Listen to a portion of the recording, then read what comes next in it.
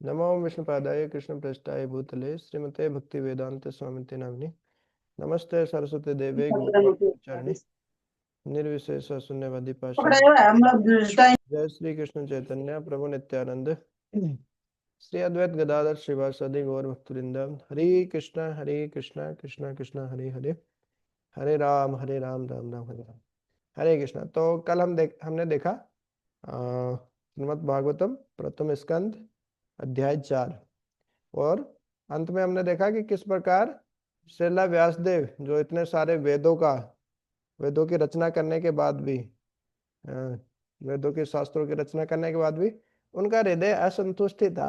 खाली खालीपन लग रहा था कि हाँ कुछ तो कमी रह गई है। तो आत्मा की संतुष्टि उनको नहीं मिलती है इस प्रकार से। तो उसी समय नारद मुनि जी का आगमन होता है और फिर क्या होता है हम देखते हैं आज 5वें अध्याय से। तो यहाँ पे हाँ, तो बहुत ही इंटरेस्टिंग चैप्टर आज का जो अध्याय है।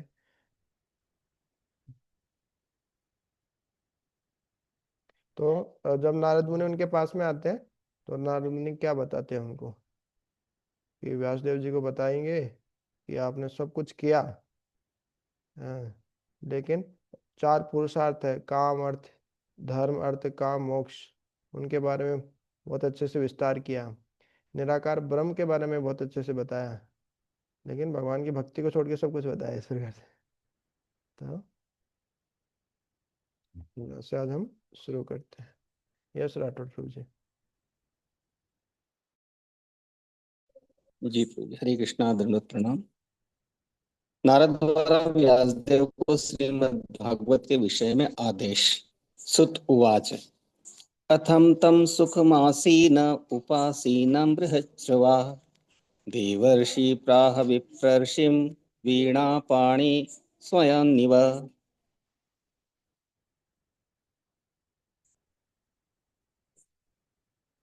सूत गोस्वामी ने कहा, इस तरह देवर्षि नारद सुखपूर्वक बैठ गए और मानो मुस्कुराते हुए ब्रह्मर्षि व्यास देव को संबोधित किया।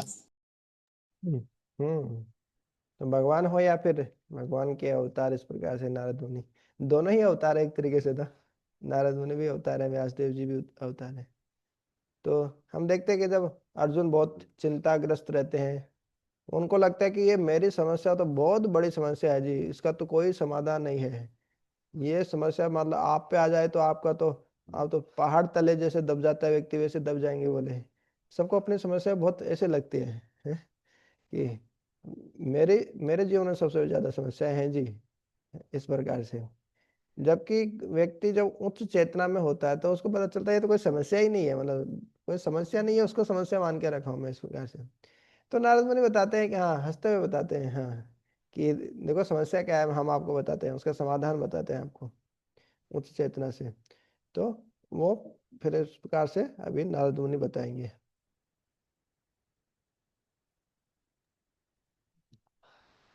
नारद उवाच पाराशर्य महाभाग भवत कच्चिदात्मना परितुष्यति शारीर आत्मा मानस एव वा। व्यासदेव को पाराशर पुत्र संबोधित करते हुए नारद ने पूछा, क्या तुम मन या शरीर को आत्म साक्षात्कार का लक्ष्य मानकर संतुष्ट हो? हम्म। तो वेदों में देखते हैं हम, अष्टांग योग हो या फिर कर्म योग हो, ध्यान योग हो, ज्ञान ज्ञान योग हो, तो ये मुख्यतः मतलब प्रारंभ में सब शरीर के स्तर पे ही रहते हैं। व्यक्ति अपने इच्छा के अनुसार ही कर्म करता है, जैसे कर्म योग, फिर उसको फल अ, किसी उच्च लक्ष्य के लिए, उच्च कारण या भगवान के लिए, ब्रह्म परमात्मा भगवान के लिए वो अर्पित करता है इस प्रकार से। लेकिन लक्ष्य कर्म कांड हो, इस प्रकार से हो, भौतिक इच्छा के साथ जब हम देवी देवताओं की उपासना करते हैं, कर्म कांड होता है, धर्म अर्थ काम मोक्ष होता है। मोक्ष इवन नहीं आता कि ज्ञानी जो मुक्ति चाहते हैं वो भी खुद के लिए ही चाहते हैं। तो इस प्रकार से पूछते मतलब व्यंग्यात्मक ढंग से यहाँ पे जो नारद मुनि है वो संबोधित कर रहे हैं। व्यासदेव को पराशर पुत्र संबोधित करते हुए, कि इस प्रकार से कि आपके पुत्र तो पराशर मुनि है। तो इस प्रकार से बोलते कि आपने तुमने मन या शरीर को ही आत्म साक्षात्कार का लक्ष्य माना है। कि शरीर स्वस्थ रहे, या शरीर की तृप्ति करना, शरीर को स्वस्थ रखना, या मन को स्वस्थ रखना, या मन को ही नियंत्रित करना, यही आत्म साक्षात्कार का लक्ष्य बना लिया आपने। ये सब मान कर अब तो संतुष्ट हो ना आप। क्योंकि वो असंतुष्ट थे, और उनको बोल रहे हैं कि अब तो संतुष्ट हो ना आप, मतलब व्यंग्यात्मक तरीके से बोल रहे हैं। वो व्यंग्य मतलब क्या, वो है नहीं, लेकिन बात बोल रहे हैं कि हाँ अभी तो खुश होना, ये गलत काम करके अभी तो खुश होना। तो इस प्रकार के जिस प्रकार से कौनते हैं अर्जुन को संबोधित करते हैं कि कुंती के पुत्र हैं आप तो, है हे अर्जुन, भगवान इस तरीके से बताते हैं। और कुंती कौन है, मेरी बुआ है। तो आपका एक महान परिवार से संबंध है। तो इस प्रकार से व्यासदेव को भी संबोधित कर रहे हैं कि आप अत्यंत शक्ति संपन्न ऋषि पराशर के वंशज हैं आप। तो इस कारण क्या शब्द से संबोधित किए, पाराशर्य। हाँ, पराशर के पुत्र पाराशर्य, इस प्रकार से संबोधित किए। तो हर बार जिस शब्द से संबोधित करते हैं उसका भी एक अर्थ होता है कि हाँ उस शब्द से क्यों बोला गया है। जैसे अर्जुन को ही कई शब्दों से भगवान भगवद गीता में संबोधित करते हैं अलग अलग परिस्थितियों के हिसाब से, और अर्जुन भी भगवान को अलग अलग शब्दों से संबोधित करते हैं इस प्रकार से। तो अल्प बुद्धि वाले लोग तो क्या शरीर को या मन को ही आत्मा के रूप में स्वीकार कर लेते हैं, हाँ शरीर ही तो सब कुछ है इस प्रकार से। हाँ, तो ऐसा व्यासदेव जी को नहीं करना चाहिए था, इसी कारण वो प्रसन्न नहीं थे। हाँ, तो ये नारद मुनि टिप्पणी कर रहे हैं व्यंग्यात्मक तरीके से। जिज्ञासितं सुसम्पन्नपि जिज्ञासितं सुसम्पन्नमपि तेमहम् अद्भुतं कृतवान् भारतं यस्त्वं सर्वार्थ परिबृंहितम्। तुम्हारी जिज्ञासाएं पूर्ण है और तुम्हारा अध्ययन भी भलीभांति पूरा हो चुका है। इसमें संदेह नहीं कि तुमने एक महान एवं अद्भुत ग्रंथ महाभारत तैयार किया है, जो सभी प्रकार के वैदिक फलों पुरुषार्थों की विशद व्याख्या से युक्त है। हरे कृष्ण। हम्म। तो महाभारत भी जैसे हमने पहले देखा था, महाभारत की रचना करके भी वो इस प्रकार से प्रसन्न नहीं थे। कि महाभारत में सब कुछ है, धर्म अर्थ काम मोक्ष, ऊपर स्वर्ग लोकों में कैसे जाना है, अलग अलग कर्म कांड थोड़ा ज्यादा है। तो इस प्रकार से हर कोई उससे रिलेट करता है, संबंध तो करता है, लेकिन फिर भी उस मतलब क्या है कि चार पुरुषार्थ है उन पे ही बल दिया गया है इस प्रकार से, धर्म अर्थ काम और मोक्ष। तो उनकी विशद व्याख्या करके क्या आप तो खुश हैं आप। तो कई बार ऐसा होता है कि कोई व्यक्ति गलत काम कर देता है, फिर बाकी लोग पूछते हैं हाँ ये कांड करके अभी तो तुम खुश हो। मैं उसको चिढ़ाते हैं एक तरीके से। और तो इस प्रकार से नारद मुनि व्यासदेव जी को बता रहे हैं।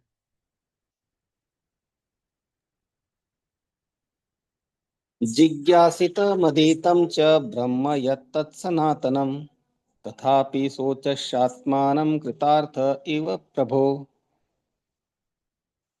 तुमने निराकार ब्रह्म विषयक एवं उससे प्राप्त होने वाले ज्ञान को भलीभांति लिपिबद्ध किया है, तो इतना सब होते हुए हे मेरे प्रभु, अपने को व्यर्थ समझकर हताश होने की क्या बात है। हरे कृष्ण।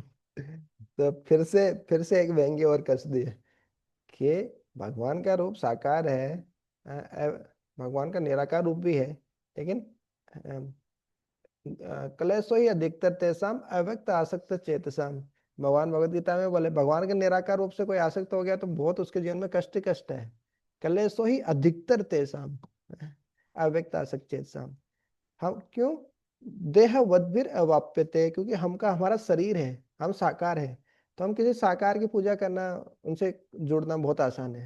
हम निराकार से कैसे जुड़ेंगे, उसके हाथ नहीं है पैर नहीं है इस प्रकार से नहीं है, तो बहुत मुश्किल हो जाता है। और निराकार में भी दो है, एक ब्रह्मवादी होते हैं एक मायावादी होते हैं। मायावादी तो कृष्ण अपराधी ही हो जाते हैं, भगवान कृष्ण के रूप को नहीं मानेंगे, इस प्रकार से वो भगवान के प्रति अपराध ही करते हैं वो। ब्रह्मवादी होते हैं वो भगवान के रूप को मानते हैं लेकिन ब्रह्म को ऊपर मानते हैं इस प्रकार से। तो ये जो निराकार इसकी हम देखते हैं, वेदों का अध्ययन करते हैं, हर जगह देखते हैं तो निराकार पर ब्रह्म, है ना, इस प्रकार से शब्द होते हैं, निर्गुण निराकार ये वो। जिनके हाथ नहीं है, जिनके पैर नहीं है, वो सब जगह व्याप्त है। सब जगह व्याप्त है मतलब एक उसका साकार रूप नहीं हो सकता। भगवान सर्वव्यापी है, वो तो कण कण में है। तो इस प्रकार की हम धारणाएं बातें बार बार सुनते हैं, और इस प्रकार की बातें वेदों में है, व्यासदेव जी ने लिखी है। तो ये सब बातें सुन के हमारा भगवान पे श्रद्धा कम हो जाती है, भगवान के साकार रूप के प्रति श्रद्धा कम हो जाती है, भक्ति कम हो जाती है हमारी। तो एक तरीके से व्यंग्यात्मक तरीके से बोल दिए। अब तो खुश हो ना। निराकार ब्रह्म की इतनी इतनी बढ़ चढ़ कर व्याख्या कर दी इस वेदों में, हर जगह है। और जो अलग अलग धर्म अर्थ काम मोक्ष की बहुत अच्छे से विशद व्याख्या की, निराकार ब्रह्म की बहुत अच्छे से व्याख्या की। अब तो खुश हो ना। तो खुशी तो नहीं है वो। तो फिर भी बोले क्यों दुखी हो? दुखी होने की क्या बात है बोले आपकी? तो व्यासदेव क्या बताते हैं? व्यास उवाच अस्त्येव मे सर्वमिदं त्वयोक्तं तथापि नात्मा परितुष्यते मे तन्मूलव्यक्तं मगाधबोधं पृच्छामहे त्वात्मभवात्मभूतम्। श्री व्यासदेव ने कहा, आपने मेरे विषय में जो कुछ कहा वह सब सही है। इन सब के बावजूद मैं संतुष्ट नहीं हूँ। अतएव मैं आपसे अपने असंतोष के मूल कारण के विषय में पूछ रहा हूँ, क्योंकि आप स्वयंभू बिना भौतिक माता पिता के उत्पन्न ब्रह्मा की संतान होने के कारण अगाध ज्ञान से युक्त व्यक्ति हैं। हम्म। तो अभी व्यासदेव जी बता रहे हैं कि आ, कि हे नारद मुनि, आपको तो सब पता है। आप तो स्वयंभू हैं, भगवान के अवतार हैं। आपके कोई माता पिता नहीं है, हैं? बिना भौतिक माता पिता के उत्पन्न ब्रह्मा की संतान होने के कारण, क्योंकि ब्रह्मा जी खुद स्वयंभू है, खुद भगवान से प्रकट हुए हैं बिना माता पिता के। तो उनके संतान होने के कारण आप भी अज्ञात अगाध ज्ञान से युक्त हैं। हाँ। तो आप तो सब जानते हैं, जो मेरा हृदय असंतुष्ट क्यों है आप बताइए। हाँ, अब ऐसे, हाँ, तो ये अपने इसको बोलते हैं, जैसे उपदेश हमने तो पढ़ा था, गुह्यम आख्याति प्रचिति। तो अपने से जो वरिष्ठ भक्तों के पास में जाके, जिन पे हमको विश्वास हो, उनके पास जाकर हमारा हृदय खोलना चाहिए, कि भाई बहुत समस्या है, बहुत कचरा भरा पड़ा है, क्या होगा, क्या करना है, इस प्रकार से। तो वो तो समझ जाते हैं कि हाँ क्या क्या हाँ गड़बड़ है। वरिष्ठ भक्त जो हमको देखते हैं कि हाँ यहाँ ये कमी है, ये दिक्कत है, तो जैसे एक अच्छा डॉक्टर होता है, वो मरीज को देखते ही समझ जाता है इसकी क्या बीमारी है। कि इसका भाई कि खून की कमी है, कि डेंगू हो गया, कि मलेरिया हो गया, कि टाइफाइड है, कि क्या है, वो देखते ही पहचान लेते हैं, जो जितना एक्सपर्ट होता है डॉक्टर। तो उस प्रकार से कोई पेशेंट बोलेगा नहीं नहीं नहीं, मैं तो डॉक्टर के पास जाऊंगा नहीं, डॉक्टर को बीमारी बताऊंगा, मतलब डॉक्टर क्या सोचेगा, अरे बीमार हो गया तू है। डॉक्टर इलाज करने के लिए बैठा हो, पेशेंट को देखने के लिए बैठा है। तो इसी प्रकार से जो ऐसा ही जो हम आध्यात्मिक बीमारियों से जूझ रहे होते हैं, काम क्रोध लोभ मोह मद मत्सर्य, तो हम किसी के साथ शेयर नहीं करना चाहते, या कोई हमारे कोई ऐसे कोई मार्गदर्शक ही नहीं होते आध्यात्मिक जीवन में, कि जिनके साथ गुह्यम आख्याति परिस्थिति इस प्रकार से कर सके। लेकिन यहाँ पे हम देख रहे हैं नारद मुनि, जो व्यासदेव हैं, वो अपना हृदय नारद मुनि के सामने खोल रहे हैं, कि मैंने इतने चारों वेदों की रचना की, ऋग्वेद यजुर्वेद सामवेद अथर्ववेद, 4 भागों में उनको बांटा जैसे हमने कल देखा था। और इतिहास पुराण इन सब की भी रचना की, निराकार ब्रह्म की, चारों पुरुषार्थ का। तो इतनी अगाध अगाध व्याख्या करने के बाद, विशद वर्णन करने के बाद भी मेरा हृदय संतुष्ट नहीं है।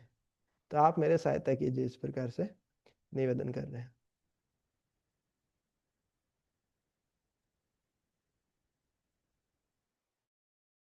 तवे भवान् वेद समस्त गुह्य मुपासितो यत् पुरुष पुराण परावरेशो मनसेव विश्वं त्रजत्यवत्यत्ति गुणैरसंग।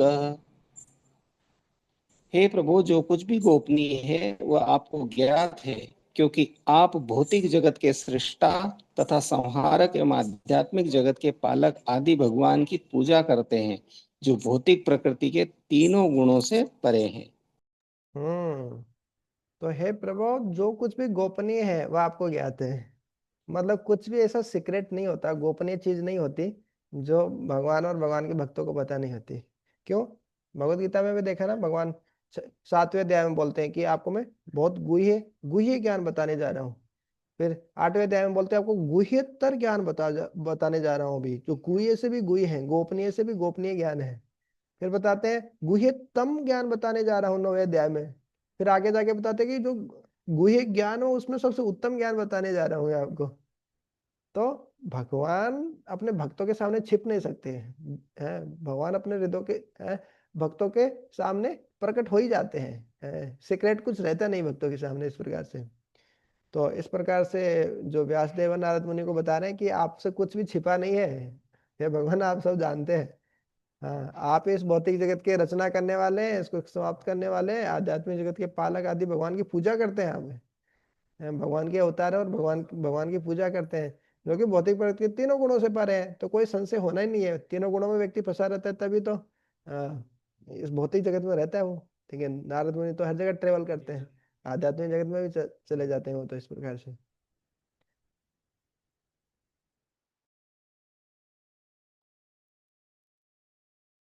त्वं पर्यटन्नर्क इव त्रिलोकीमन्तश्चरो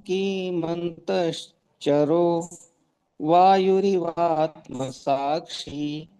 परावरे ब्रह्मणि धर्मवृत्तेः स्नातस्य मेन्योनमलं विचक्ष्व। आप सूर्य के समान तीनों लोकों में विचरण कर सकते हैं और वायु के समान प्रत्येक व्यक्ति के अंदर प्रवेश कर सकते हैं। इसलिए आप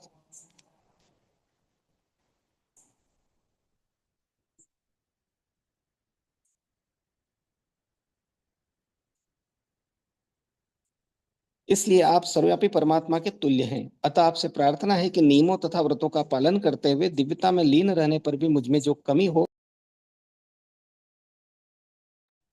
उसे खोज निकाले। तो बहुत अच्छी प्रार्थना कर रहे हैं नारद मुनि से, क्योंकि आप तो भगवान के परम भक्त हैं, आप तो भगवान के ही अवतार है एक तरीके से। आप तो तीनों लोक में विचरण कर सकते हैं, तो भगवान की ही कृपा से नारद मुनि तीनों लोकों में विचरण करते हैं। उनको शराप दिया था वास्तव में तो शराप ही वरदान है उनके लिए, तीनों लोकों में विचरण कर सकते। बोले एक जगह टिक नहीं सकते आप, हाँ तो ठीक है ना, एक जगह रह के क्या करेंगे, घूमते रहेंगे, प्रचार करते रहेंगे भगवान का, और क्या चाहिए हैं? तो भक्तों के लिए कोई शराब ही दे दे तो वो वरदान हो जाता है। प्रत्येक व्यक्ति के अंदर प्रवेश कर सकते हैं, आप परमात्मा सर्वव्यापी परमात्मा के तुल्य हैं। हाँ, तो आप बहुत ऊंचा रस का आस्वादन कर रहे हैं, बहुत अलग दुनिया में है आप, फिर भी मेरे जैसे जो एक ना समझ है, जिसमें बहुत सारी कमियां हैं, उनकी कमी आप बताने की कृपा करें।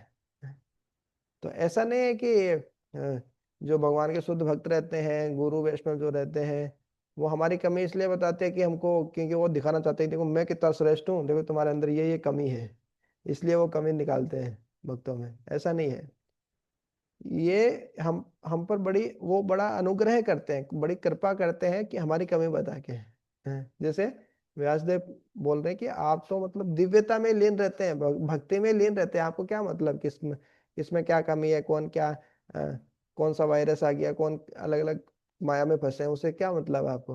लेकिन फिर भी उस जीव के भले के लिए कि वो माया से कैसे निकल सके, तो उसमें क्या क्या कमी है वो आप बता देते हैं, है ना। स्ट्रेंथ एरिया, वीकनेस एरिया, तो वीकनेस एरिया क्या है वो आप मुझे बताइए, मेरा वीकनेस एरिया क्या है, इस प्रकार से। तो इस प्रकार से हमको गुरु वैष्णव के पास जाकर इस प्रकार से पूछना चाहिए कि आप तो सब जानते हैं, बहुत समय से देख रहे हैं, हमारे अंदर क्या कमी है, आप बताइए लेकिन हम जाकर गुरु वैष्णव के पास जाकर हम क्या बताना चाहते हैं। हाँ, देखिए आपको समझ में आया कि नहीं आया, हम कितने महान हैं, हम क्या क्या सेवा करते हैं, हमारी महानता का परिचय आपको मिला कि नहीं मिला देखो मैंने चारों वेद लिख दिए हैं, इतने इतिहास पुराण लिख दिए हैं, भले ही मेरा हृदय संतुष्ट नहीं हो सकता है किसी कारण से, लेकिन मेरी महानता के बारे में आपको पता चला कि नहीं चला है तो ऐसे व्यासदेव ऐसे जाके नारद मुनि के पास जाके ऐसे प्रार्थना नहीं कर रहे हैं, वो बोल रहे हैं कि आप तो दिव्यता में हमेशा लीन रहते हैं, ब्रह्मणि धर्मतः वरते ही सनातन सनातस्य, ब्रह्मणि ब्रह्म में हमेशा लीन रहने वाले हैं, आध्यात्मिकता में आप तो लीन रहते हैं, आपको तो भौतिक जगत से, बद्ध जीवों से कोई लेना देना नहीं है।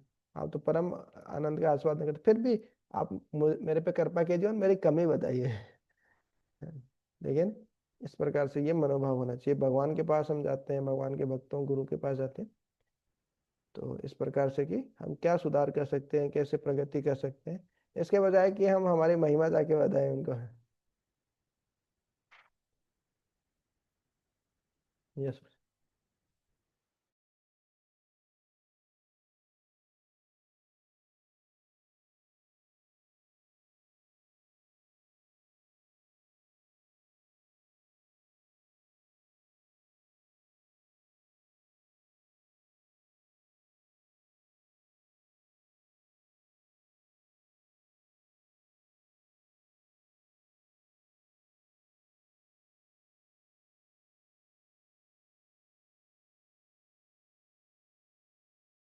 नेटवर्क इश्यू है शायद गुरु जी का।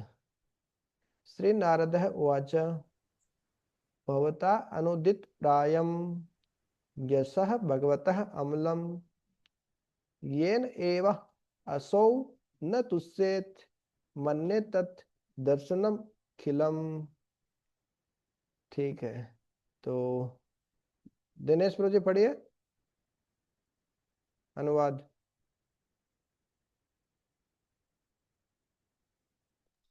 तो फिर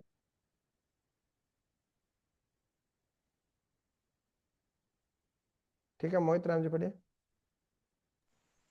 अरे भूलिए नहीं अपन में। आपको नाम लियो, दिनेश प्रभु जी पढ़ो। हरे कृष्णा प्रभु जी। हाँ जी प्रभु जी पढ़िए, अनुवाद पढ़िए। बहुतानुदित प्रायम यशो भगवतो मलम येन वासो न तुष्यते मन्ये भावार्थ पढ़ो तो तदर्शनम खिलम। श्री नारद जी ने कहा, वास्तव में तुमने भगवान की अलौकिक तथा निर्मल महिमा का प्रसार नहीं किया। जो दर्शन परमेश्वर की दिव्य इंद्रियों को तुष्ट नहीं कर पाता, वह व्यर्थ समझा जाता है। जी तात्पर्य। जी धन्यवाद। तात्पर्य नहीं पढ़ेंगे, तात्पर्य लंबा है। जी हाँ। जी हाँ, ये तो आपको। हाँ धन्यवाद। तो इसमें क्या बताया, नारद मुनि बता रहे हैं कि थोड़ी आवाज नारद मुनि बंद कर दो। व्यासदेव को बता रहे हैं। ये नहीं, वो फिर डबल बढ़वाई किएगा फिर।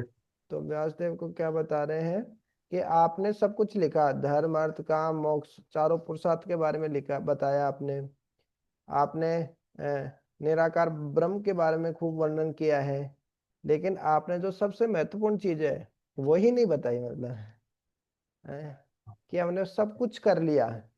जैसे हम हमारे शरीर की संतुष्टि के लिए जीवन भर बहुत मेहनत किए, मन की संतुष्टि के लिए बहुत कुछ किए, इंद्रियों की संतुष्टि के लिए बहुत कुछ किए, लेकिन जो आत्मा है उसी को भोजन नहीं दिए। मतलब जैसे कोई दिन भर काम करे, बहुत मेहनत करे, लेकिन पेट को खाना ही नहीं दे, तो क्या बोलेंगे, किस लिए कमा रहा है भाई इतना। इतना इतना भी गधे की तरह मेहनत करने की क्या जरूरत है, इतने भी आप मेहनत मत कीजिए। हैं, कम से कम खाना तो खा लीजिए। और कुछ होते हैं कि ठीक है खाना देंगे, शरीर का ध्यान रखेंगे, लेकिन बोले आत्मा के लिए भी कुछ कर लीजिए। जैसे को बताते हैं शास्त्र में, कोई पिंजरा है, पिंजरा जो रहता है, उसमें कोई तोते को पकड़ के रखा है अंदर। तोता अंदर बैठा है बेचारा कई दिनों से, भूखा है, एकदम भूखा है, ची ची टे टे टे कर रहा है वो, है। लेकिन उसको खाना नहीं दे रहा है जो मालिक है, वो पिंजरे को पॉलिश कर रहा है, वो पिंजरे को सोने की पॉलिश कर रहा है। देखो, देख तोते, इसको सोने की पॉलिश तो कर रहा हूँ मैं, अब क्यों टेंटे कर रहा तू, है? तो तोता बोल रहा है कि भाई मेरे मेरे को खाना तो दे दो, सोने की पॉलिश मत करो, इसको जंग आने दो, कोई दिक्कत नहीं, कम से कम मेरे को खाना तो दे दो। तो वही हालत हमारी है। हम वास्तव में आत्मा ही है, और आत्मा को आत्मा का भोजन चाहिए, है ना। उसको परमात्मा से जोड़ना, जब जोड़ेंगे तभी वो खुश होगी। तो परमात्मा से जोड़ेंगे तो हरि नाम लेना है, भगवान का प्रसाद ही लेना है, वैष्णव सेवा करना है, गीता भागवत पढ़ना है, तभी तो आत्मा संतुष्ट होगी।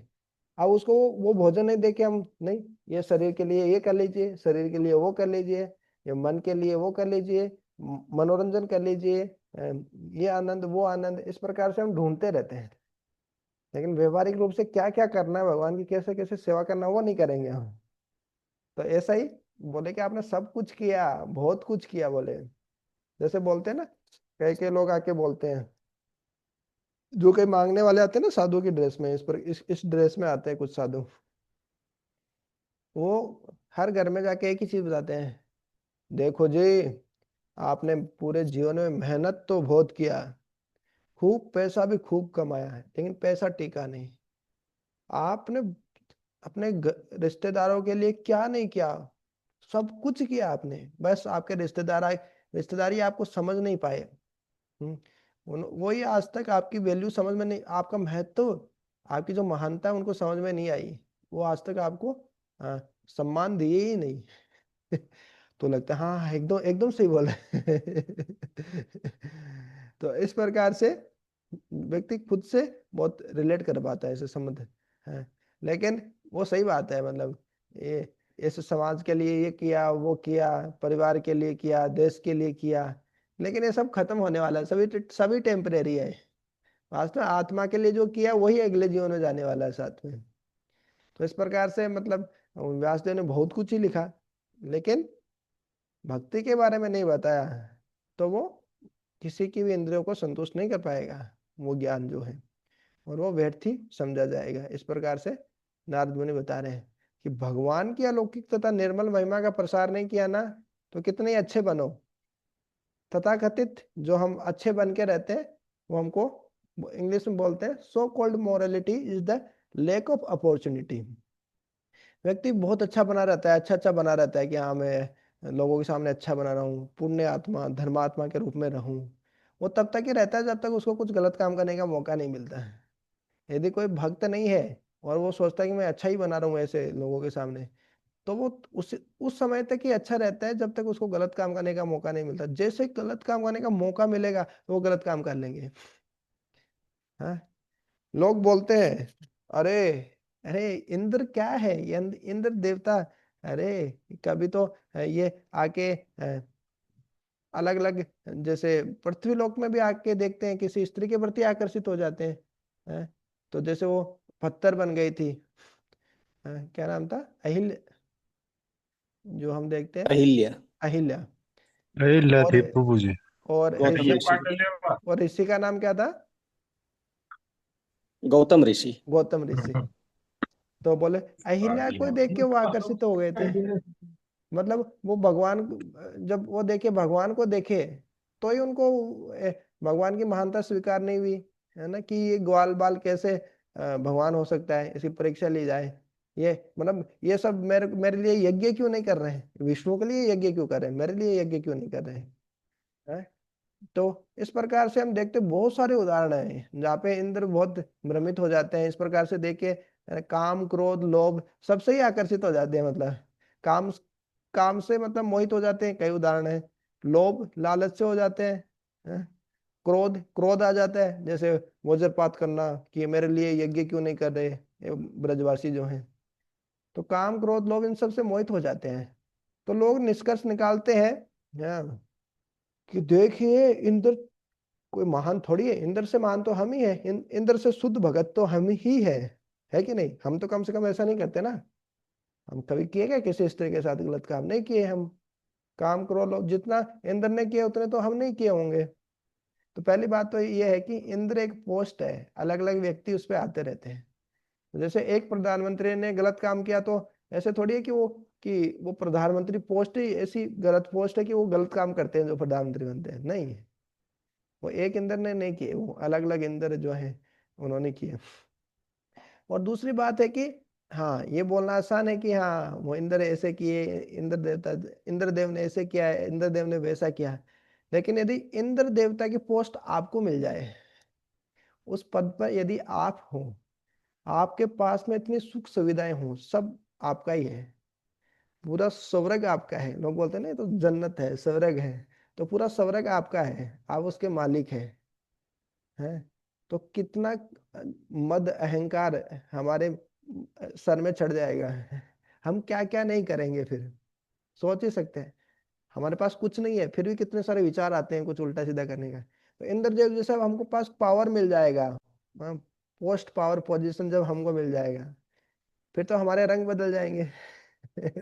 फिर तो हम क्या ही नहीं करेंगे इस प्रकार से। तो इस प्रकार से लोग समझते हैं कि लोग इस प्रकार से समझते हैं कि जो भगवान की इंद्रदेव तो ऐसे ही हैं, उनका तो इंद्रिय नियंत्रण में नहीं है। नहीं, उनका जैसा पावर आपको मिले, उनकी जैसी शक्ति आपको मिले, पूरा स्वर्ग आपका हो, सब कुछ है, धन संपत्ति ऐश्वर्य, है ना, इस, है ना, अप्सराएं सब आपके ही अंडर में है, तो फिर आप फिर 4 नियम का पालन करके दिखा। तो नहीं होता है। इसी कारण देवता लोग प्रार्थना करते हैं कि पृथ्वी लोक के लोग अच्छे हैं, कि पृथ्वी लोक में 4 नियमों का पालन करना आसान है।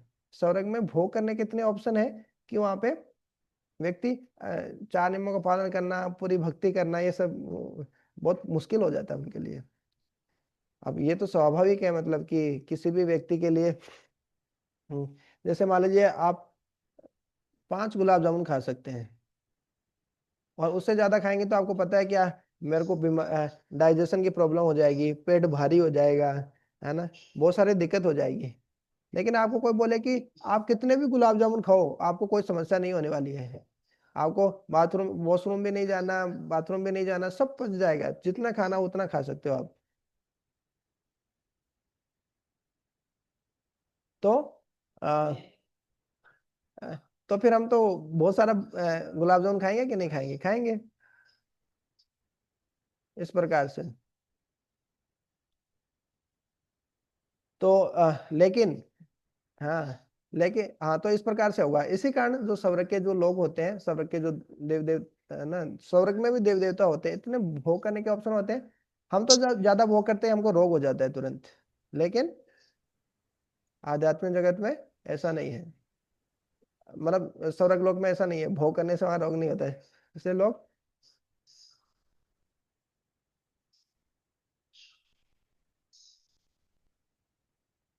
तो इस कारण उनका इंद्रियों पर नियंत्रण करना कई बार मुश्किल हो जाता है। इस कारण हम देखेंगे आगे देव देवताओं की प्रार्थना पढ़ेंगे हम, उसमें वो प्रार्थना करते हैं कि पृथ्वी लोक है, पृथ्वी लोक पर जो लोग हैं वो कितने भाग्यशाली हैं, वो सीधा भगवान की भक्ति करके भगवत धाम जा सकते हैं इस प्रकार से।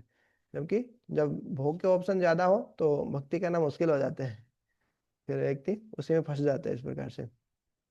तो वही बता रहे हैं कि आपने सब कुछ किया, लेकिन भक्ति की महिमा का प्रसार नहीं किया, प्रचार नहीं किया, आपने भगवान के बारे में नहीं बताया लोगों को, तो फिर सब कुछ करके भी वो सब व्यर्थ ही समझा जाएगा। आगे पढ़ते हैं। यथा धर्मादयश्चार्था मुनिवर्यानुकीर्तिताः न तथा वासुदेवस्य महिमा वर्णितः। हे महामुनि, यद्यपि आपने धार्मिक कृत्य इत्यादि 4 पुरुषार्थों का विस्तार से वर्णन किया है, किंतु आपने भगवान वासुदेव की महिमा का वर्णन नहीं किया है। हरि। हम्म 4 पुरुष ये पहले भी बताया, भगवान की महिमा का वर्णन नहीं किया है।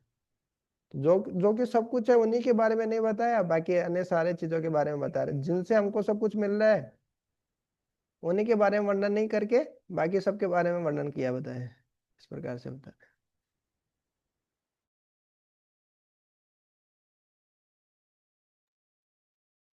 न यच्चित्रपदं हरेर्षयो हरेर्यशो जगत् पवित्रं प्रगृणीत कर्हिचित् तद्वायसं तीर्थमुशन्ति मानसा न यत्र हंसा निरमन्त्यु शिक्षयाः। जो वाणी संपूर्ण ब्रह्मांड के वायुमंडल को परिशुद्ध करने वाले भगवान की महिमा का वर्णन नहीं करती, उसे साधु पुरुष कौओं के स्थान के समान मानते हैं। चूंकि परमहंस पुरुष दिव्य लोक के वासी होते हैं, अतः उन्हें ऐसे स्थान में कोई आनंद नहीं मिलता। तो ये बहुत महत्वपूर्ण श्लोक है। शिला प्रभुपाद जी जब इसकी प्रस्तावना हम पढ़ते हैं तो उसमें भी ये श्लोक बताते हैं, हैं? न यत वचस चित्र पदम हरेर यशः, है न यत, न मतलब नहीं, यत मतलब जो, वचः मतलब वाणी, चित्र पद मतलब चित्रपद या कोई भी डेकोरेशन अलंकारिक शब्द, इस प्रकार से जो कोई वाणी, जो कोई चित्र या जो कोई भी कलाकारी है व्यक्ति, जो कोई भी व्यक्ति में टैलेंट है, कौशल है, उसका उपयोग हरेर यशः, हरि के यश का गुणगान करने के लिए जो व्यक्ति नहीं करता। क्यों? भगवान के बारे में जो वाणी, भगवान के बारे में जो बोला जाता है, भगवान की महिमा का वर्णन जो किया जाता है, उससे क्या होता है? जगत पवित्रम, वो जगत को पवित्र करने वाली होती है। भगवान के बारे में, भगवान के नाम, रूप, गुण, लीला, ये सब क्या है? जगत पवित्रम प्रगृणीत, जगत को पवित्र करने वाली होती है। हाँ।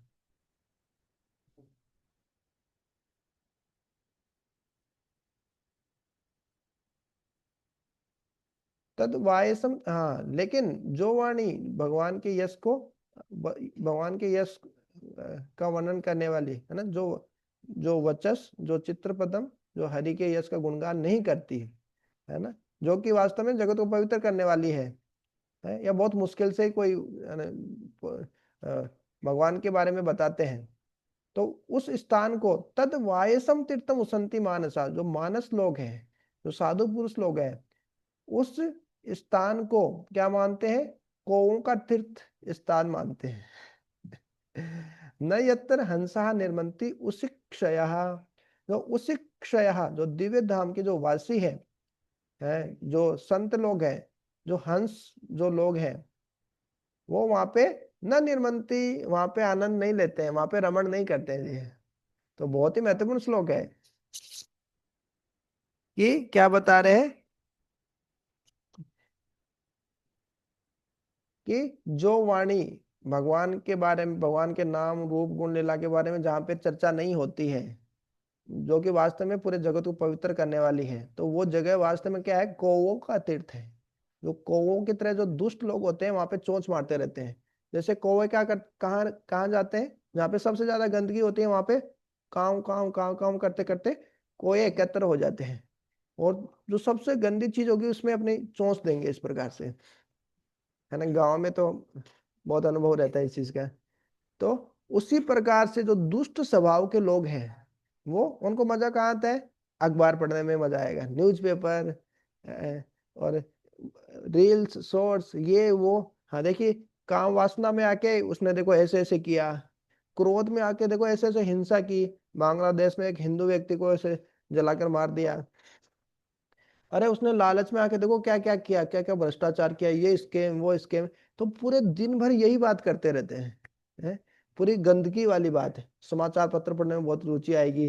गीता भागवत तो अरे रे रे रे, गीता भागवत नहीं पढ़ा जाएगा, ये क्या है? साधुओं के लिए है, हमारे लिए थोड़ी, तो साधु लोगों के लिए।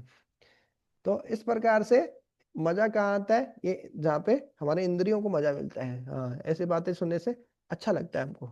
बोले चुगली क्यों करते हैं? हम दिन भर चुगली करते रहते हैं, बैक बाइटिंग करते रहते हैं। आप गांव में चौपाल पे बैठे हो, घर में बैठे हो, दो आदमी एक साथ आएंगे, तीसरे आदमी की चुगली करेंगे। बोले आप बैक बाइटिंग क्यों करते हो? दूसरे ऐसे चुगली क्यों करते हैं? बोले मजा आता है चुगली करने में, तब करते हैं, मजा आता है बहुत, है। तो वो कौन सा है? तद वायसम तीर्थम उसंती, वो कौओं का तीर्थ स्थान है। कोए को वही मजा आता है, गंदगी में एकदम चोंच मारने में। जितनी ज्यादा गंदगी उतना ज्यादा अच्छा लगता है उसको। लेकिन वहां पे हंस लोग रमण नहीं करते। उस क्षया, जो कि वास्तव में दिव्य धाम के वासी हैं, ब्रजवासी, वृंदावन के जो भक्त हैं, रसिक भक्त, जो भगवान के भक्त, दिव्य धाम के भक्त हैं, वो हंस से तुलना की गई है।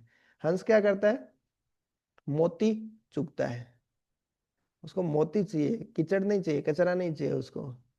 तो भगवान के शुद्ध भक्त इस प्रकार से, भले ही वो गंदगी में क्यों ना रहो, जैसे शिला प्रभुपाद जी की तरह अमेरिका ही क्यों नहीं चले गए, जो कि एकदम नरक है, लेकिन वहां पे भी वो, उनको मोती चाहिए। वहां पे भी भगवान की महिमा का प्रचार कर रहे हैं। यत वचस चित्रम पदम हरे यशो, हरि के यश की महिमा का ही गुणगान कर रहे हो, जो कि वास्तव में जगत को पवित्र करने वाली है। तो उस स्थान को भी वो बुराई में भी अच्छाई ढूंढ लेते हैं। चलो ठीक है, यहाँ के लोग सब नशा कर रहे हैं, गलत काम कर रहे हैं, लेकिन ये, इनको कीर्तन में बहुत अच्छा लगता है, इनको नाच गाने में बहुत अच्छा लगता है, तो ठीक है, भगवान के नाम पे इनको कीर्तन करवाते हैं। तो यही गुण देख लिया उनका, और उसी गुण से उनको भक्त बना दिया। तो बहुत है। तो इस प्रकार से वो कीर्तन कर रहे हैं, भगवान का नाम का कीर्तन कर रहे हैं, धीरे धीरे भक्त बन जा रहे हैं इस प्रकार से। तो इस प्रकार से भगवान के भक्त होते हैं, वो बुराई में भी अच्छाई देख लेते हैं, जैसे युधिष्ठिर महाराज को बोला जाता है। और वैसे, और दुर्योधन जिसको बोला जाता है कि आप एक भी कोई अच्छा आदमी हो वो ढूंढ के लेके आओ। बोले एक भी अच्छा आदमी नहीं है, सबसे अच्छा आदमी तो मैं ही हूँ, है। और युधिष्ठिर महाराज को बोला जाता है कि एक भी कोई बुरा आदमी ढूंढ के लाओ। बोले एक भी बुरा आदमी नहीं है, सबसे बुरा तो मैं ही हूँ। तो वो अच्छाई में भी बुराई ढूंढ लेते हैं, बुराई में भी अच्छाई ढूंढ लेते हैं। तो हंस ऐसे भगवान के नाम रूप गुण लीला, भगवान की कथा, भगवान का नाम, इन सब चीजों में क्या होता है, न- निर्मनते रमण करते हैं, आनंद लेते हैं। तो हम भी देख सकते हैं, हमको मजा कहाँ आता है। हमको थोड़ी भगवान के नाम में मजा आता है। हरे कृष्ण कृष्ण कृष्ण हरे हरे, हरे राम राम राम हरे हरे। भले हम करते हैं, करने का प्रयास करते हैं, लेकिन आनंद तो नहीं आता है। जोर ही आता है हमको, तो बहुत एक भारी भरकम बोझ ही लगता है माला, है। तो मतलब हाँ, हम हमको उधर कोई की तरह भी जो कचरा है, जो कूड़े का जो ढेर है, उसी में चोंच मारने में अभी तक मजा आ रहा है। तो इस प्रकार से हम शास्त्रों को व्यवहारिक जीवन में देख सकते हैं। देखो शास्त्र कितना सही बता रहे हैं। हमारे सामने एक न्यूज़पेपर आए और हमारे सामने एक भगवत गीता रखी हो, तो हम कौन सा पढ़ेंगे? न्यूज़पेपर ही पढ़ेंगे। हो सकता है कि आप कोई बिरले ही भक्त हो हम में से कि जो हम कि नहीं नहीं भगवत गीता पढ़ेंगे, भागवतम पढ़ेंगे। हाँ, कुछ तो इंटरेस्ट है, तब हम दो दो घंटा पढ़ पा रहे हैं, भागवतम पढ़ रहे हैं अभी। तो ये अच्छा लक्षण है कि हम हंसों की ओर, है ना, को ऐसे हंस की ओर हम जा रहे हैं मतलब। तो इस प्रकार से बहुत बहुत अच्छा श्लोक है कि जो कोई वाणी, जो कोई हमारा कौशल है, वो भगवान की महिमा का यदि वो वर्णन नहीं कर रहा है, भगवान के नाम रूप गण गुण लीला का यदि वर्णन नहीं हो रहा है, जो कि वास्तव में जगत को पवित्र करने वाले हैं। जगत पवित्र और किस चीज से नहीं होगा, ऐसे बोलने से नहीं होगा खाली कि देखो जी बहुत भ्रष्टाचार है, ये है वो है ये है, बहुत अंधेरा है। अरे अंधेरा है तो लाइट जलाइए ना, प्रकाश होगा तो सब समस्या दूर हो जाएगी। उसी प्रकार से समाज में बहुत समस्या, देश में बहुत समस्या, भौतिक जगत में बहुत समस्या होनी है। भगवान बोले दुखालय और शाश्वत। तो समाधान क्या है? लाइट जलाइए। तो लाइट क्या है? भगवान का नाम रूप गुण लीला, इन सब के बारे में, है ना, खुद उसमें डूबना, लीन होना और दूसरों को बताना, है, भक्ति करना मुख्य रूप से। तो इस प्रकार से इससे अच्छा और कुछ नहीं हो सकता। जगत को पवित्र करना, तो इससे अच्छा कोई दूसरा कोई उपाय नहीं है इस प्रकार से। तो ये एक महत्वपूर्ण श्लोक है।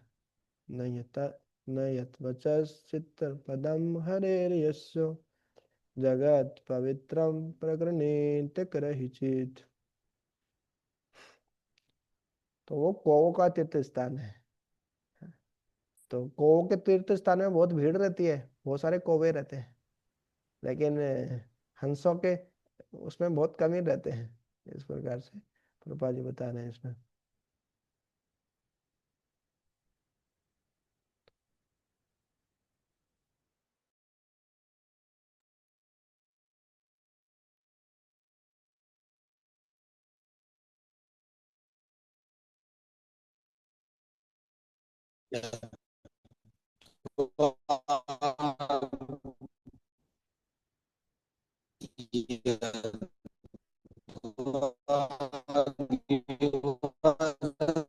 सर्गो जनविप्लवो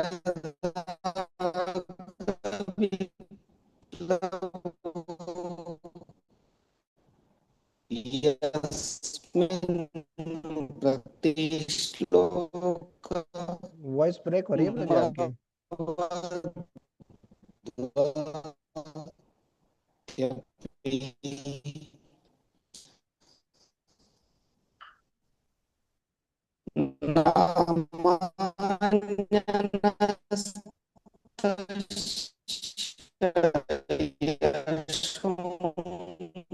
देवता शृण्वन्ति गायन्ति गृह्णन्ति साधवः।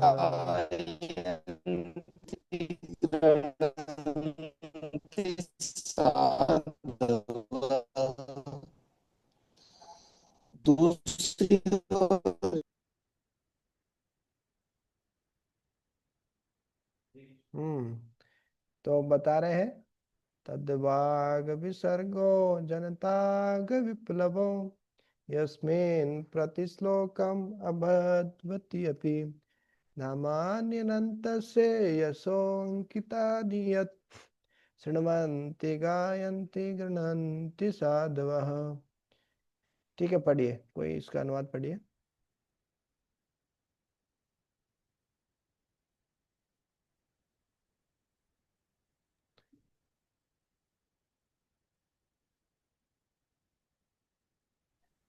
दूसरी ओर जो साहित्य असीम परमेश्वर के नाम, यश, रूपों तथा लीलाओं की दिव्य महिमा के वर्णन से पूर्ण है, वह कुछ भिन्न ही रचना है और है जो इस जगत की गुमराह सभ्यता के अपवित्र जीवन में क्रांति लाने वाले दिव्य शब्दों से लो ओत प्रोत है।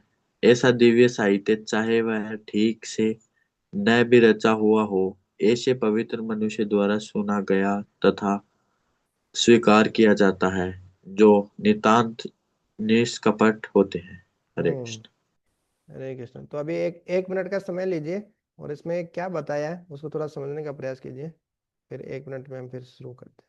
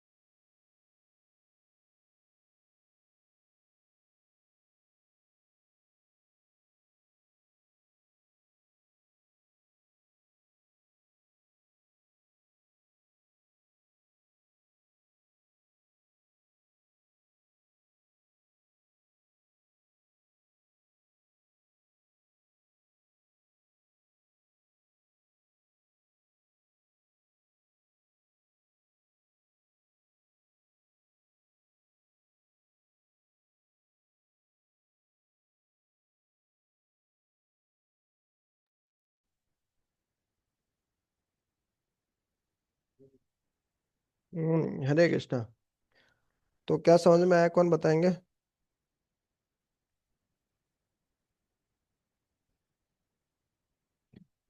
हम्म तो यह भी महत्वपूर्ण श्लोक है।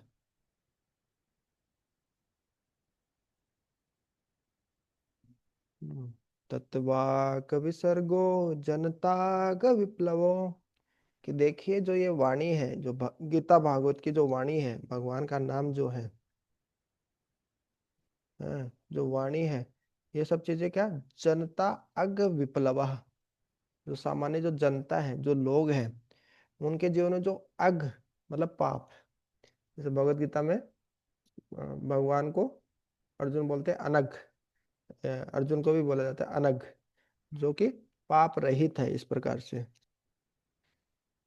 तो अ, बता रहे हैं कि जो वाणी, जो भगवान के बारे में जो रचना है, जो सृष्टि है, जो रचना है भगवान के बारे में, तत्वाक विसर्गो, जो भगवान के बारे में जो वाणी है या भगवान के बारे में जो लिखा गया है, शास्त्र है, गीता भागवत, इस प्रकार से, वो क्या है, जनता अग विप्लवो, जनता के जो पापमय जीवन है और उसमें विप्लव लाने वाला है, क्रांति लाने वाला है।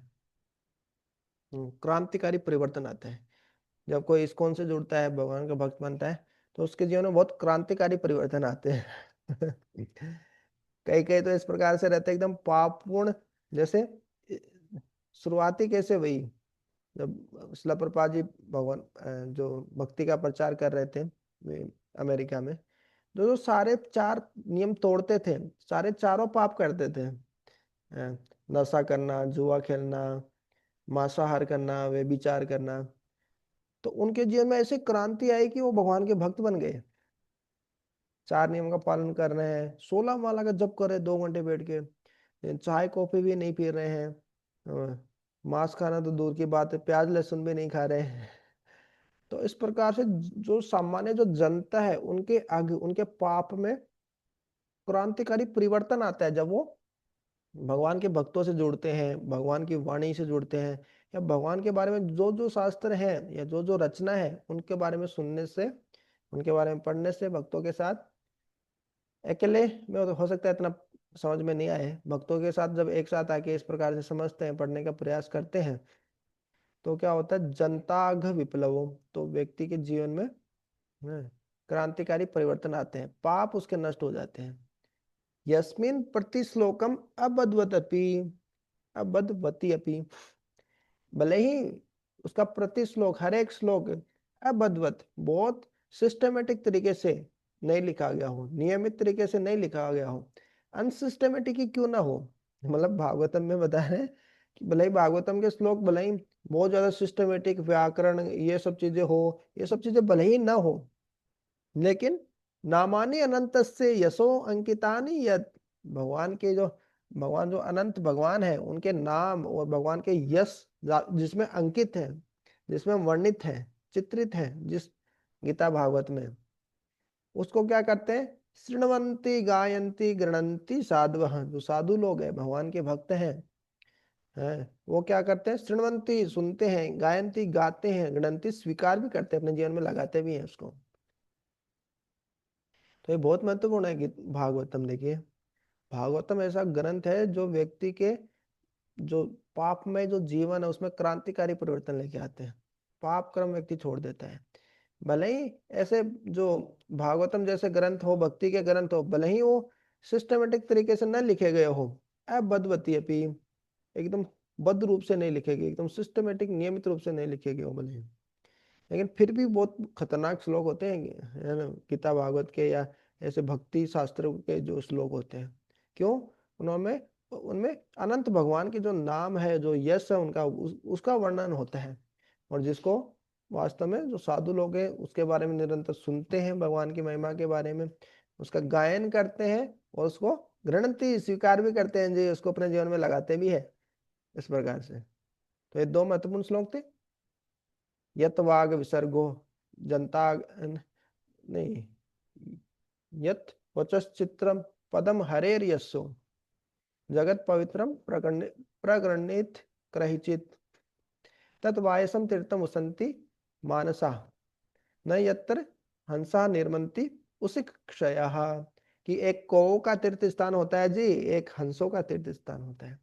एक जहाँ पे कोई आनंद लेते हैं, जब एक जैसे को ड्रिंकिंग करते हैं, दारू पीते हैं, तो सारे जितने दारू पीने वाले, नशा करने वाले सब एक जगह आ जाते हैं, सारे कोई एक जगह इकट्ठा हो जाते हैं, काम काम करते हैं, फिर नमकीन चाहिए उनको, क्या क्या नहीं चाहिए है, तो फिर नशा करके फिर और गलत काम करेंगे इस प्रकार से। तो सारे कोई इस प्रकार से एक जगह आ जाते हैं। लेकिन जो हंस जैसे जो परमहंस जो भगवान के भक्त होते हैं, वो ऐसी जगह में रमण नहीं करते, उनको मजा नहीं आता ये सब चीजों में।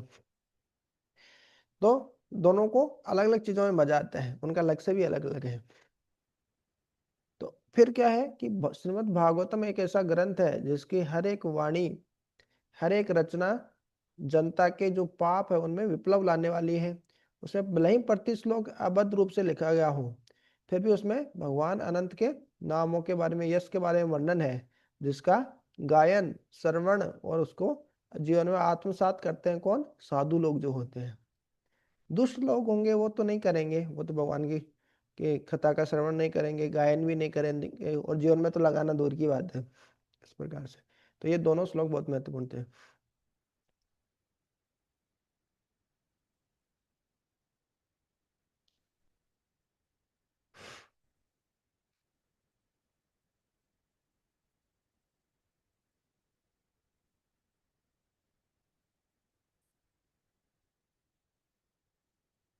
यस स्टार्टर पर अभी आपका कैसा है इंटरनेट कनेक्शन?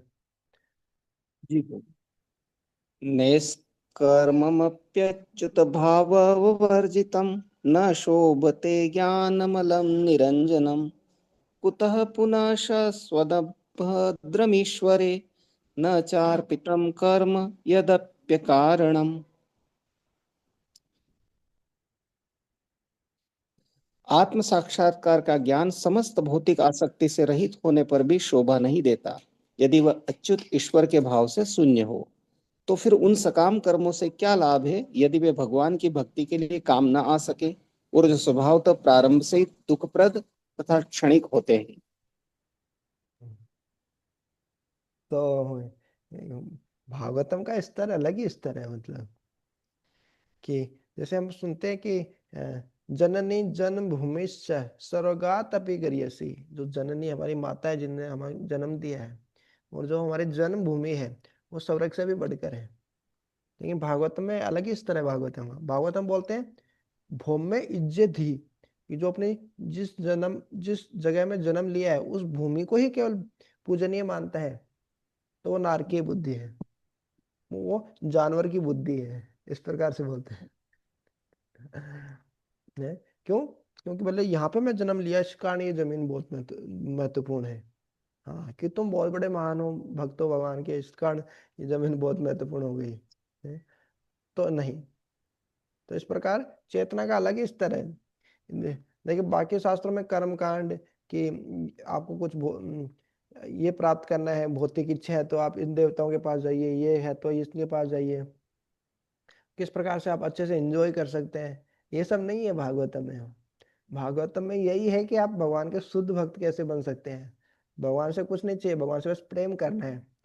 और भगवान के भक्त यदि आप बन गए इस प्रकार से निष्काम निष्काम भक्त, तो व्यक्ति सबसे पहले तो क्या होगा, कृष्ण भक्त निष्काम अतएव शांत, वो एकदम शांत हो जाएगा। और अहम भक्तों पराधीन है, भगवान भी उसके पराधीन हो जाते हैं। अब भगवान भी जिनके पराधीन हो गए तो फिर वो कोई इच्छा करेंगे तो भगवान पूरी नहीं करेंगे, बिल्कुल करेंगे। तो इस प्रकार से देखते भी है, शुद्ध भक्त को इच्छा करते तो भगवान उसको पूर्ण करते भी हैं। तो आत्म साक्षात्कार का ज्ञान क्यों ना हो, आत्मा के बारे में बता रहे हो, ये बता रहे हो, वो बता रहे हो, जो ज्ञानी ज्ञानी व्यक्ति इस प्रकार की ही चर्चा करते हैं। ज्ञानी व्यक्ति मतलब इस भौतिक जगत से किस प्रकार से विरक्ति आए, वैराग्य आए, विरक्त हो सकते हैं, ऐसी चर्चा करते हैं। भौतिक जगत सब नश्वर है, यहाँ हर किसी को मरना है, जग 2 दिन का मेला है? तो इस प्रकार से भौतिक जगत से विरक्ति की तो बहुत बात करते हैं, लेकिन भगवान से आसक्ति बढ़ानी है। भौतिक जगत से विरक्ति होना जरूरी है, लेकिन आध्यात्मिक जगत से भगवान से आसक्ति होना भी जरूरी है, उतनी ही जरूरी है। तो वो यदि भगवान से आसक्ति नहीं होकर केवल भौतिक नेति नेति करेंगे, भौतिक जगत से विरक्ति के बारे में बात करेंगे, तो भी वो शोभा नहीं देता है। बोल रहे हैं भले ही आत्म साक्षात्कार का ज्ञान ही क्यों नहीं हो, लेकिन वो भी यदि भगवान नहीं है उसमें तो वो भी शोभा नहीं देता है। तो फिर उन सहकाम कर्मों के बारे में जिसमें हम खुद की इंद्रिय तृप्ति के लिए कोई कर्म करते हैं, उनके बारे में तो कहना ही क्या। उनकी तो बात ही छोड़ दीजिए आप। जैसे बोलते हैं जिनके 80% आए, 80% अंक आए, उनका भी एडमिशन नहीं हुआ है बोले IIT में, उदाहरण के लिए। तो बोले जिनके 60% आए उनकी तो बात ही छोड़ दीजिए, मतलब जो 50% आए जो फेल ही हो गए उनकी तो बात ही मत कीजिए आप। तो उस प्रकार से जो सकाम कर्म है, कर्म कांड है ना? तो ज्ञान है वो जो ज्ञान है वो जो भगवान से ईश्वर भाव से, हाँ, क्या है, वर्जित है, अच्युत भाव वर्जितम, जिसमें भगवान अच्युत के बारे में नहीं बताया गया हो, तो वो भी इतनी शोभा नहीं देता है, ज्यादा अच्छा नहीं लगता ज्यादा देर तक। ये भी नहीं करो, वो भी नहीं करो, ये सब भौतिक है, ये सब माया है, माया है, माया है। माया माया तो है, लेकिन भगवान का है वो भी तो बताइए। आसक्ति किससे करनी है वो भी तो बताइए ना, करना क्या है मतलब। बोले कई बार पेरेंट्स बताते हैं बच्चे को, बेटा ये भी नहीं करना, है ना, हाँ, तेरे को ये भी नहीं करना, ये भी नहीं करना, खेलना भी नहीं, तेरे को ये भी नहीं करना, बस पढ़ाई पढ़ाई करना है। या फिर मतलब और करना क्या है वो भी नहीं बताते ढंग से। तो फिर करूँ क्या मैं, कुछ तो करूंगा ना और पढ़ाई के अलावा। तो कुछ ना कुछ तो उसके पास होना चाहिए जो वो करे भी। हाँ, तो कोई भी बुरा कार्य छोड़ने के लिए कोई उसको अच्छा काम हम दे देते हैं तो आसानी से छूट जाता है वो। तो उसी प्रकार से ज्ञान, भौतिक ज्ञान भी, जो मतलब जो आत्म साक्षात्कार का ज्ञान भी बहुत जरूरी है। तभी तो विरक्ति आती है ना, हमको पता चलता है हाँ कि इंद्र तृप्ति, काम, क्रोध, लोभ है, जो मद मत, जो ईर्ष्या है, अहंकार है, ये कितने खतरनाक है। अब ज्ञान ही नहीं है, शास्त्र नहीं पढ़ेंगे तो कैसे पता चलेगा। हमको लगेगा कि कुत्ते बिल्ली की जिंदगी हो जाएगी, हमको लगेगा कि हम सही है एकदम, हम ही तो महान है। तो लेकिन ये ज्ञान होना जरूरी है, भौतिक जगत से विरक्ति होना जरूरी है, लेकिन आध्यात्मिक जगत से आसक्ति होना भी जरूरी है। आध्यात्मिक जगत के बारे में पता होना, भगवान के बारे में पता होना। तो अच्युत का भाव नहीं होगा तो भी व्यक्ति ज्यादा दिन फिर टिकेगा नहीं, क्योंकि मजा तो, आनंद तो चाहिए उसको। अब भौतिक जगत से भी विरक्त हो गया, वो भौतिक जगत से भी आनंद नहीं ले रहा है, तो कम से कम आध्यात्मिक जगत से तो चाहिए उसको आनंद। सुनने पर तो नहीं रह सकता वो, मूर्त मतलब कठपुतली तो नहीं है जी वो। तो सकाम कर्मों से तो क्या ही फायदा है, क्योंकि सकाम कर्म क्या है, उनसे कोई भक्ति भक्ति बढ़ती नहीं है व्यक्ति, भक्ति के लिए कोई काम नहीं आते। और इस प्रकार से इंद्रिय तृप्ति जो रहती है प्रारंभ से ही दुखप्रद रहती है, और कृष्ण थोड़े समय के लिए सुख मिलता है और फिर दुख ही दुख रहता है। तो भौतिक जगत के जो सुख है वो ऐसे ही है। हमको लगता है कि हम थोड़ा थोड़ा समय बाद एकदम खुश हो जाएंगे, सब सेटल हो जाएगा, सब सेटल हो जाएगा। भौतिक जगत में कुछ सेटल नहीं होना है, यहाँ पे दुख ही दुख मिलना है। भगवान टैग लगा दिए, दुखालयम अशाश्वतम। एक तो दुख का घर है ये, और अशाश्वत है, शाश्वत नहीं है जी, ये टेम्परेरी है। कोई सुख भी मिल रहा है तो थोड़ी देर के लिए मिलेगा, फिर गायब हो जाएगा। हाँ? और दुख भी है तो दुख भी परमानेंट नहीं है? दुख भी कुछ समय के लिए फिर चला जाएगा, सुख दुख इस प्रकार से चलता रहते हैं। बोले रात है तो दिन भी आएगा, दिन है तो रात भी आएगी। तो ये होना ही है भौतिक जगत में। लेकिन भगवान की भक्ति करेंगे तो दोनों से ऊपर उठ जाएंगे, सुख दुख से ही। अथो महाभाग भवान मोघधृत् शुचिस्रवा सत्यरतो धृतव्रतः उरक्रमशाखिलबन्धमुक्तये समाधिना स्नुस्मरतद्विचेष्टितम्। हे व्यासदेव, तुम्हारी दृष्टि सभी तरह से पूर्ण है, तुम्हारी उत्तम ख्याति निष्कलुष है, तुम अपने व्रत में दृढ़ हो और सत्य में स्थित हो, अतएव तुम समस्त लोगों को भौतिक बंधन से मुक्ति दिलाने के लिए भगवान की लीलाओं के विषय में समाधि के द्वारा चिंतन कर सकते हो। हरे कृष्ण। हम्म तो बता रहे हैं जी, आप, हे व्यासदेव, नारद मुनि बोल रहे हैं, आपके दृष्टि तो सभी तरह से पूर्ण है। भगवान के भक्त होते हैं वो सब देख पाते हैं, उनकी दृष्टि परफेक्ट होती है कि क्या सही है क्या गलत है, इस प्रकार से। उत्तम ख्याति निष्कलुष है, आपकी जो उत्तम ख्याति है, बहुत फेमस है आप, उस पर कोई कलंक नहीं है, काला धब्बा नहीं है। जैसे चरित्र पे काला धब्बा लग जाता है तो फिर अ, लोग सुनते नहीं है, फिर एक कलंक हो जाता है वो एक तरीके से। अपने व्रत में दृढ़ हो, सत्य में स्थित हो, अतएव अब अपने भौतिक बंधन से मुक्ति दिलाने के लिए भगवान की लीलाओं के बारे में आप कुछ लिखो। समाधि के द्वारा भगवान की लीलाओं में पूरा अब्जॉर्ब होके, पूरी तरीके से निमग्न होके चिंतन के द्वारा आप ये सब लिख सकते हो। अब दुनिया का कल्याण कर सकते हो, क्यों नहीं कर रहे हो? ये जरूरी है। मतलब कुआं है लेकिन वो किसी की प्यास नहीं बुझा रहा, तो उस कुएं से क्या फायदा? कुआं जो पानी नहीं दे रहा है लोगों को, प्यासे लोगों को पानी नहीं दे रहा, तो उस कुएं से क्या फायदा? तो ऐसा कुआं जिसमें, ऐसा व्यक्ति जिसके पास बहुत ज्ञान है, बहुत कुछ है, लेकिन वो दूसरों को नहीं बता रहा है, प्रचार नहीं कर रहा है, तो वो उस कुएं के समान है, जो पानी तो उसमें बहुत है, लेकिन वो किसी की प्यास नहीं बुझा पा रहा है, इस प्रकार से। तो इसी प्रकार से बोल रहे हैं व्यासदेव जी को, आपके पास ज्ञान तो बहुत है, लेकिन उस ज्ञान, पहले तो उल्टा सीधा इतना ज्ञान वेदों में बता दिया, इतना कुछ बता दिया निराकार ब्रह्म पुरुषार्थ के बारे में है, तो उस वो ज्ञान से कोई फायदा नहीं होगा है? तो उस कुएं से प्यास नहीं बुझने वाली है। आप प्यास बुझाइए आप लोगों की। तो भगवान की भक्ति के बारे में बताइए, भगवान की लीलाओं का वर्णन कीजिए, ऐसे बोल रहे हैं नारद मुनि।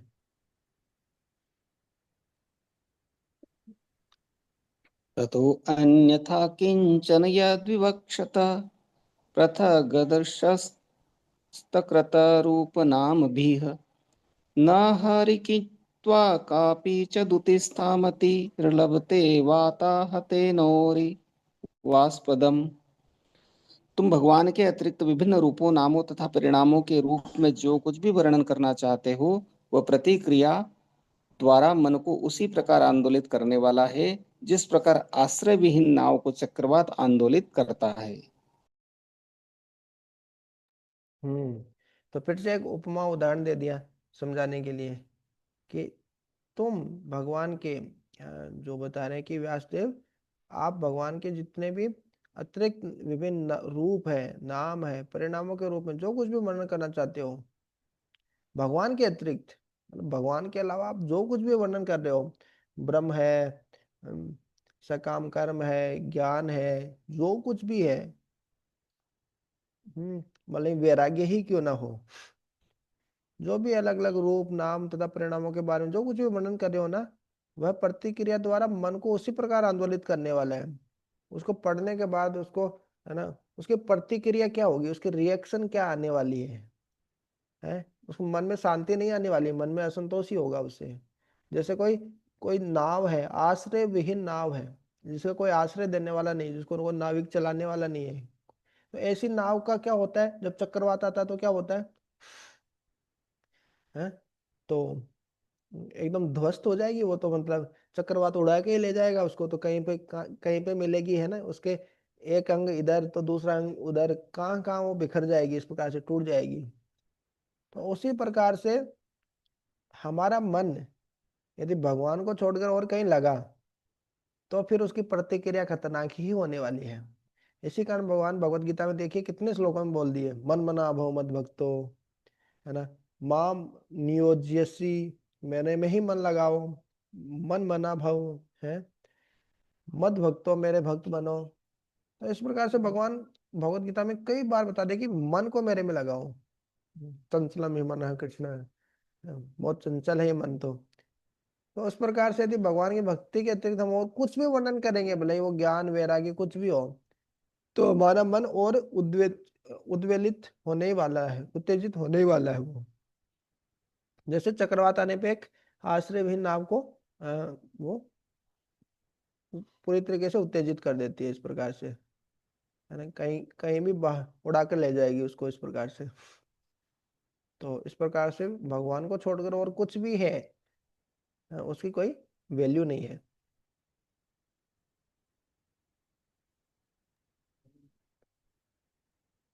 जुगुप्सितं धर्म कृतेऽनुशासत स्वभावरक्तस्य महान् व्यतिक्रम यद्वाक्यतो धर्म इति तरस्थितो न मन्यते तस्य निवारणं जनः।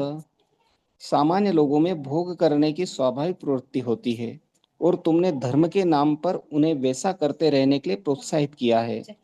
यह अत्यंत घृणित तथा अत्यंत अनुचित है। चूंकि वे लोग तुम्हारे उपदेशों के अनुसार मार्गदर्शन प्राप्त करते हैं, अतः वे ऐसे कार्यों को धर्म के नाम पर ग्रहण करेंगे और निषेधों की भी परवाह नहीं करेंगे। ये तो और ही महत्वपूर्ण श्लोक है। तो सबसे पहले गलती व्यासदेव जी ने कर दी, मतलब है, सामान्य लोगों में भोग करने की स्वाभाविक प्रवृत्ति होती है और तुमने धर्म के नाम पर उन्हें वैसा करते रहने के लिए प्रोत्साहित किया है। तो धर्म की आड़ में तो भोग, यह अत्यंत घृणित तथा अत्यंत अनुचित है। क्योंकि वे लोग तुम्हारे उपदेशों के अनुसार मार्गदर्शन प्राप्त करते हैं, अतः वे ऐसे कार्यों को धर्म के नाम पर ग्रहण करेंगे और निषेधों की भी परवाह नहीं करेंगे। हाँ, यही कारण है कि जो आध्यात्मिक संस्थाएं, तथाकथित आध्यात्मिक संस्थाएं हैं, धर्म के नाम पर भोग का प्रचार प्रसार करती है। हाँ, देखिए हमारी संस्था में आइए, कोई नियम कानून नहीं है जी, कोई भी नियम कानून नहीं करना है। तो इस प्रकार से जब हम करेंगे तो वहां पे क्या, उस प्रकार के लोग भी खूब जाते हैं, भीड़ भी बहुत होती है, क्यों, सबको आकर्षित करती है, बोला ना, सामान्य लोगों में भोग करने की स्वाभाविक प्रवृत्ति होती है और तुमने धर्म के नाम पर उन्हें वैसा करने के लिए प्रोत्साहित किया है। तो अब लोगों को लगता है भी हम धार्मिक है, देखो जी, हम ये कर रहे हैं वो कर रहे हैं, लेकिन धर्म के नाम पर कर गलती काम रहे, तो ये तो और भी खतरनाक है। जैसे कोई हरे नाम के बल पर पाप कर्म करे, कि देखो मैं भगवान का नाम कर रहा हूँ, अब तो कुछ भी गलत काम कर सकता हूँ मैं, हैं? तो वो तो और भी खतरनाक काम है, मतलब और भी बड़ा पाप है वो तो, नामापराध में आ जाता है। कोई व्यक्ति ऐसे पाप करे तो ठीक है, अज्ञान में है, पता नहीं, लेकिन भगवान का नाम लेके मैं अपराध करूंगा, देखो भगवान के नाम में तो इतनी शक्ति है कि एक नाम लेने से भी इतने पापों का क्षय हो सकता है जितना एक व्यक्ति कर भी नहीं सकता, सोच भी नहीं सकता। अरे तो अच्छा है, तो हरि नाम तो, हरि नाम भी करेंगे और साथ साथ में पाप भी करेंगे, हरि नाम से तो नष्ट हो ही जाएंगे पाप। हाँ, तो इस प्रकार से जो लोग धर्म की आड़ में इस प्रकार से गलत काम करते हैं, ये हरि नाम तो फिर भी ठीक है, लेकिन धर्म के नाम पर इस प्रकार से जो गलत आचरण करते हैं तो वो अत्यंत घृणित है और अत्यंत अनुचित है। सबके अंदर जैसे बहुत सारे आध्यात्मिक संस्थाएं हैं, ओशो, संभोग से समाधि, नहीं जितना इंद्र तृप्ति करेंगे तो इंद्र तृप्ति करने की प्रवृत्ति नष्ट हो जाएगी आपके अंदर, ऐसे बोल रहे हैं, लेकिन शास्त्र बता रहे हैं कि जितना इंद्र तृप्ति करेंगे इंद्र तृप्ति करने की इच्छा और बढ़ जाएगी हमारे अंदर, खुजली की तरह है, कम नहीं होगी, ज्यादा बढ़ेगी। लेकिन वो बोल रहे हैं कि नहीं नहीं, इंद्र तृप्ति करने से ही आपको समाधि मिल जाएगी। तो जहां जाते हैं उनके बहुत सारे देश से स्टूडेंट्स है, बहुत सारे लोग ओशो की फोटो लगा के रखते हैं ऐसा, आगे बोले अच्छा है तो है। तो भोग करने की स्वाभाविक प्रवृत्ति है हमारे अंदर। जैसे कोई व्यक्ति किसी चीज को ऊपर से छोड़ा जाए तो वो स्वाभाविक रूप से नीचे आएगी, तो उसी प्रकार से स्वाभाविक है हमारे अंदर, नेचुरल है ये, भोग करने की प्रवृत्ति नेचुरल है, क्यों भगवान से विमुख होके हम आए। तो इस प्रकार से हम हमारी स्वाभाविक प्रवृत्ति है इस प्रकार से।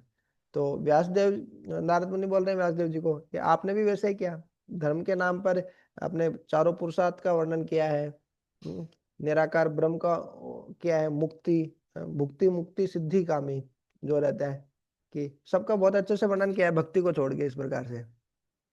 तो आपने तो लोगों को बहुत पथ भ्रमित कर दिया ना। कोई व्यक्ति हो सकता है सही रास्ते पे चला भी जाता है, लेकिन वो तो गलत रास्ते पे ही जाएगा, वो उसको लगेगा यही तो सही है। क्यों? क्योंकि हमारे जो नेता है, हमारे जो लीडर है, वो भी ऐसा ही बता रहे हैं ना, वो भी ऐसा ही कर रहे हैं। हाँ अंधा यथा अंधे उपनीय माना, जिस प्रकार से कोई अंधा व्यक्ति बाकी अंधे लोगों को मार्ग दिखाए कि देखो जी मैं आपको अभी रास्ता दिखाऊंगा, किधर जाना है किधर नहीं जाना, तो वो दिखाएगा, कहाँ दिखाएगा, वो खुद भी अंधा है, तो किसी गड्ढे में गिराएगा कहीं इस जगह गिराएगा। तो उसी प्रकार से जो जो जो गुरु है या फिर जो इस प्रकार की जो शिक्षा देने वाले हैं या जो इस प्रकार की जो शिक्षा है, उससे क्या होगा, वो गुरु खुद तो गड्ढे में गिर ही रहे हैं, अपने शिष्य को भी गड्ढे में गिराएंगे। तो इस प्रकार से नारद मुनि है वो उनको चेस्टाइज कर रहे हैं, एकदम डांट रहे हैं, ये आपने क्या किया है, क्या लिखा, आपका खुद का हृदय संतुष्ट नहीं है और इसको पढ़ के क्या लोगों का हृदय संतुष्ट कैसे हो जाएगा। हम्म और वे ऐसे कार्यों को धर्म के नाम पर ग्रहण करेंगे, देखो हम तो धार्मिक है जी, धार्मिक कार्य कर रहे हैं और नियमों का पालन भी नहीं करेंगे, निषेधों की भी परवाह नहीं करेंगे, चार नियम भी पालन नहीं करेंगे इस प्रकार से। तो इस प्रकार से जो नारद मुनि है वो व्यासदेव जी को बता रहे हैं। अगला श्लोक पढ़ते हैं।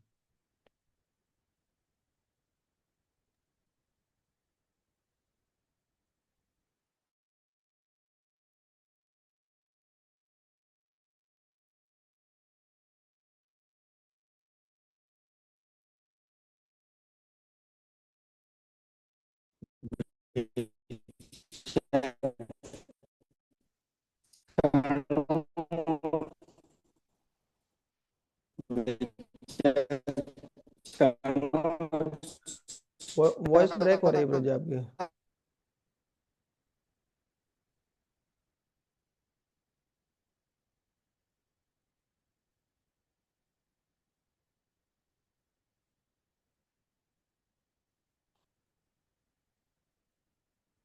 विचक्ष हाँ, विचक्षणोऽस्य अर्हति वेदितुं विभो अनंत पारस्य निवृत्तितः सुखम प्रवर्तमानस्य गुणैरात्मनः ततो भवान दर्शय चेष्टितम विभो।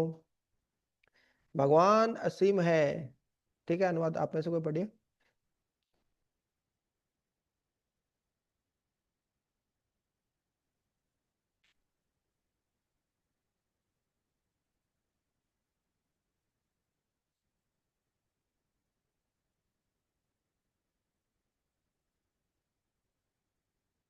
पेज पेपर पढ़ेंगे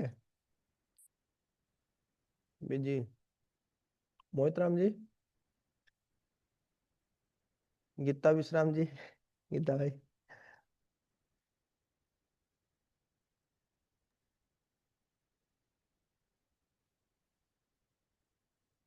हरे कृष्ण। भगवान असीम है, केवल वही निर्पुण व्यक्ति इस आध्यात्मिक ज्ञान को समझने के लिए योग्य है जो भौतिक सुख के कार्यकलापों से विरत हो चुका हो। अतः जो लोग भौतिक आसक्ति के कारण सुशपित नहीं है, उन्हीं को तुम परमेश्वर के दिव्य कार्यों के वर्णों के माध्यम से दिव्य अनुभूति की विधियां दिखलाओ। हरे कृष्ण। तो क्या बताया इसमें? भगवान असीम है। अब ये कौन बता रहे हैं? नारद मुनि बता रहे हैं व्यासदेव को। देखिए, आपने लोग भोग करने की प्रवृत्ति सब में स्वाभाविक है, और आपने उसी को प्रोत्साहित कर दिया कि हाँ ठीक है, इंद्रिय तृप्ति करो, ये बहुत अच्छा है। तो सामान्यतः लोग ऐसे ही बताते हैं, अपने बच्चों को भी यही सिखाते हैं, देखो तो भक्ति वक्ति नहीं करना है, ये सब बाबूजी आजी तो इस चक्कर में अब डाकू डकैती करना है, सब जितने कांड करने, जितना जो करना है वो करो, बस भक्ति मत करना तुम। हम्म तो ये दुनिया तो मतलब धूर्तों की दुनिया है। भेड़िया बनो आप भी, गाय बनोगे तो कोई भी खा जाएगा आपको, शोषण कर लेगा आपको। चतुर बनो, चालाक बनो, शोषण कैसे करना है वो सीखो। हम्म काम क्रोध लोभ अहंकार इन सबको बढ़ाओ अपने अंदर। तो इस प्रकार के शिक्षा देते हैं ज्यादातर लोग। हम्म, और उसी को कोई धर्म का नाम दे दे तो फिर तो हाँ, देखो देखो हम तो धार्मिक है जी, हम तो इस प्रकार से सही करते हैं हम तो।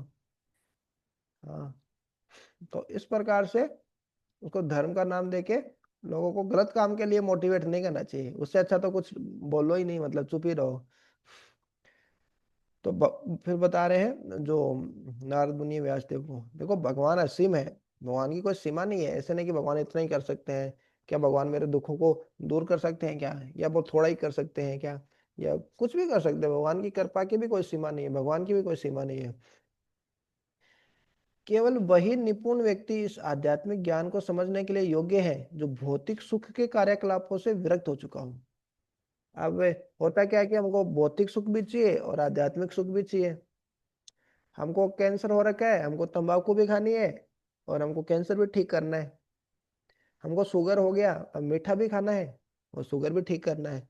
तो ये तो होगा नहीं जी, छोड़ना पड़ेगा उसको। तो ऐसे ही जो भौतिक जो सुख है, जो कि क्षणिक है, आदि अंत बनता को अंत ही है, न तेसु रमते बुधा। जिनकी शुरुआत भी है, जिनका अंत भी है, वो क्षणिक है, थोड़े समय के लिए मिलते हैं, लेकिन हम उसी में भ्रमित हो जाते हैं। तो हम वो जितना उसमें रमेंगे, भौतिक रंग में रंग।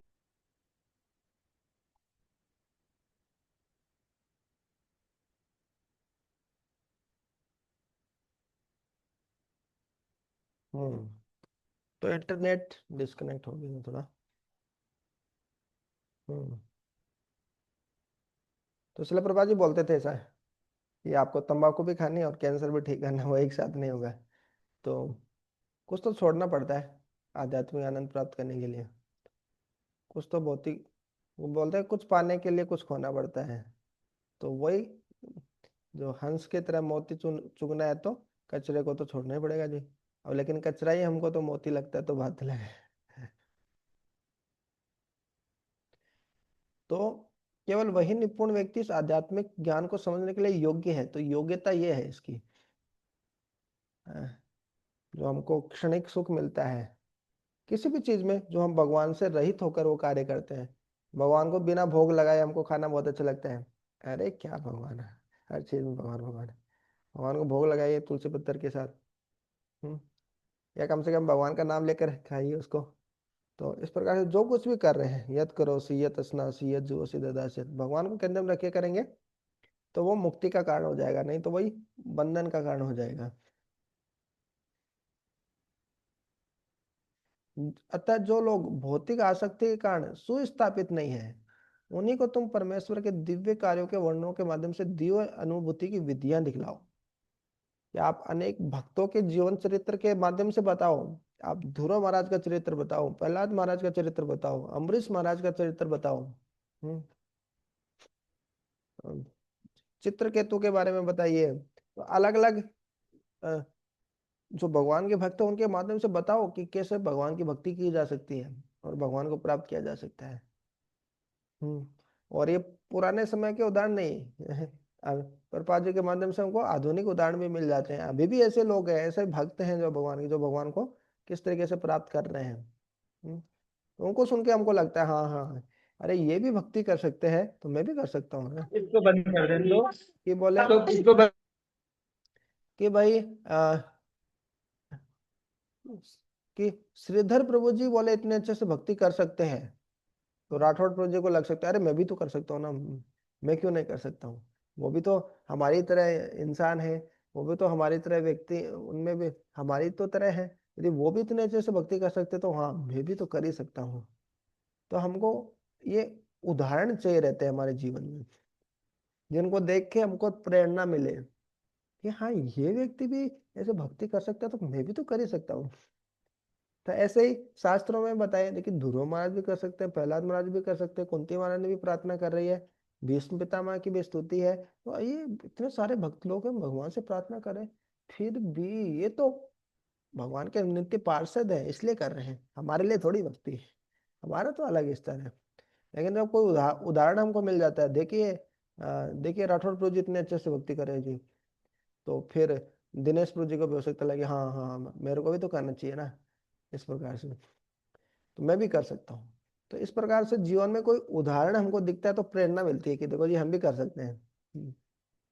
तो इस प्रकार से आप ऐसे उदाहरण दिखाओ कि कैसे कैसे आप भी भगवान की दिव्य अनुभूति को, भगवान की कृपा को प्राप्त कर सकते हैं, इस प्रकार से बता रहे हैं। एक और महत्वपूर्ण श्लोक आ गया।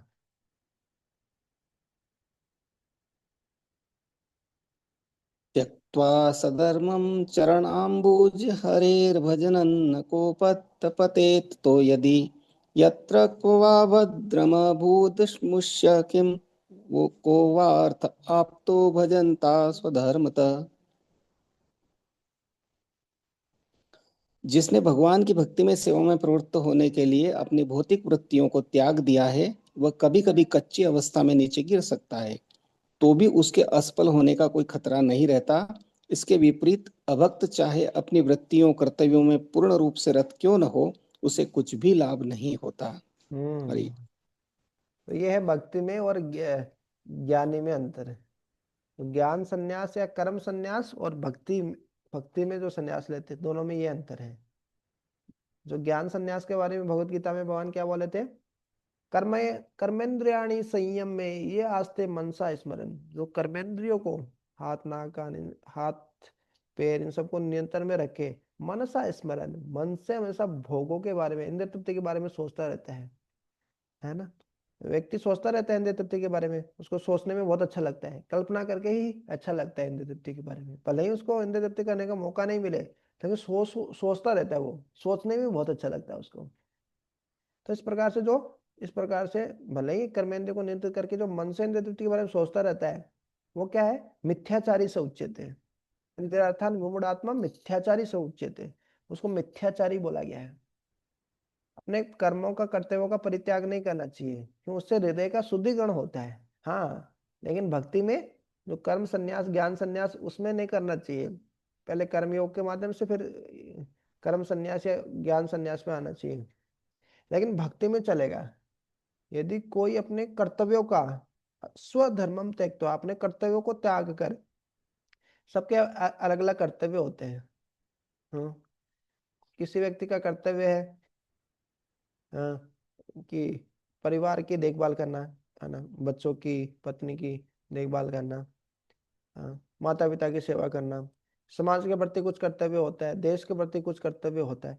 तो यदि कोई इन सब कर्तव्यों को त्याग कर भी भगवान के, हरि के चरण अंबुज, चरण कमलों की शरण ले लेता है, भजन, और उसको भजन करता रहता है, और फिर क्योंकि वो परिपक्व नहीं है, मैच्योर नहीं है, ऐसे भावुकता में आ गया भगवान की भक्ति करने के लिए, सब कुछ छोड़ छाड़ के आ गया भगवान की भक्ति करने के लिए, परिपक्व नहीं है, तो क्या होगा, थोड़े समय के लिए फिर हो सकता है उसका पतन भी हो जाए। अपक्वो अथ पतेत ततो यदि, यदि उस स्थिति से यदि उसका पतन भी हो जाता है, अपरिपक्व अवस्था में होने के कारण, मेच्योर नहीं है, परिपक्व नहीं है, तो यदि उसका पतन भी हो जाए, यत्र क्व वा अभद्रम, तो उसमें भी क्या अभद्र है, क्या बुराई है उसमें, क्या भी क्या गलत हो गया, अभूत अमुष्य किम, उसका क्या ही बुरा होने वाला है, मतलब कुछ बुरा नहीं होने वाला है। क्यों? अभी तक जो भक्ति की उसने, जो सेवा की, वो परमानेंट उसके अकाउंट में चली गई, परमानेंट तो सेव हो ही गई उसके। हाँ, इसके विपरीत को वा अर्थ आपता है अभजताम स्वधर्मतः, जो भगवान का भजन नहीं कर रहा है, अभजताम स्वधर्मतः, अपने कर्तव्य का बहुत अच्छे से पालन किया, अपने घर की जिम्मेदारियों को, समाज की जिम्मेदारियों को, देश की जिम्मेदारियों को बहुत अच्छे से निभाया उसने, लेकिन उसको क्या ही मिल जाएगा?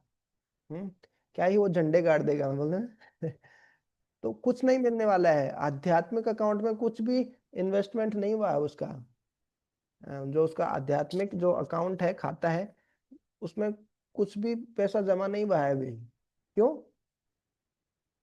भले ही वो अपने भौतिक कर्तव्य का बहुत अच्छे से पालन किया, लेकिन भगवान का भगवान का भजन तो हम्म तो कितनी आशा देने वाला ये श्लोक है। हाँ, यदि सब कुछ अपने कर्तव्यों को छोड़ना मतलब क्या?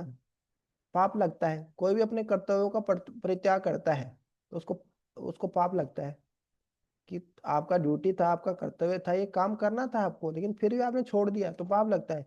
लेकिन फिर भी भगवान की भक्ति करने के लिए यदि अपने कर्तव्य को छोड़ दिया है और अपरिपक्व अवस्था में है, वो पूरा नॉलेज नहीं, मेच्योर, परिपक्व नहीं है, और उसका यदि पतन भी हो गया तो भी कोई बुराई नहीं है उसमें। क्यों? जितनी उसने भक्ति की, सेवा की, वो तो उसके अकाउंट में रहेगी। इसके विपरीत जो भगवान का भजन नहीं कर रहा, अपने कर्तव्यों का, भौतिक कर्तव्य बहुत अच्छे से पालन कर रहा है, तो अभी कुछ उसको आध्यात्मिक रूप से कुछ मिलने वाला नहीं है। हम्म। हाँ, लेकिन कर्म संन्यास ऐसा नहीं कि भक्ति अपने जो भौतिक कर्तव्य है उनको भी छोड़ दिया और आध्यात्मिक कर्तव्यों को भी पालन नहीं करेंगे, तो धोबी का कुत्ता घर का ना घाट का है। भक्ति भी नहीं कर रहा है और अपने भौतिक कर्तव्यों का भी कभी पालन नहीं कर रहा है, तो जिम्मेदार होना है।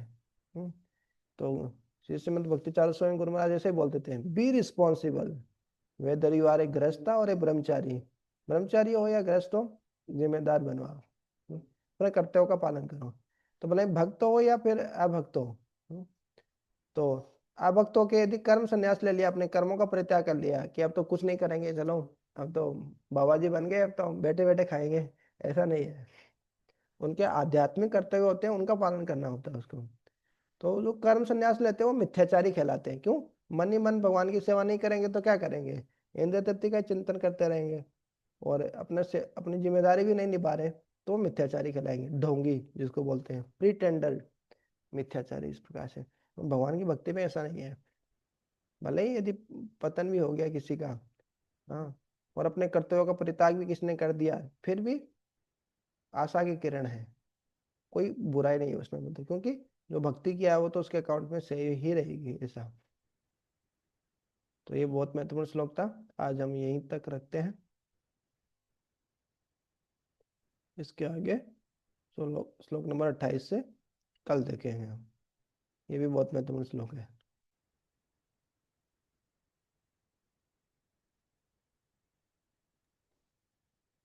तो अभी हरे दूसरी कृष्ण क्लास, प्रभु, दंडवत प्रणाम। हरे कृष्णा, तेज प्रभु, दंडवत प्रणाम। तो श्रीधर प्रभु जी से हम सुनेंगे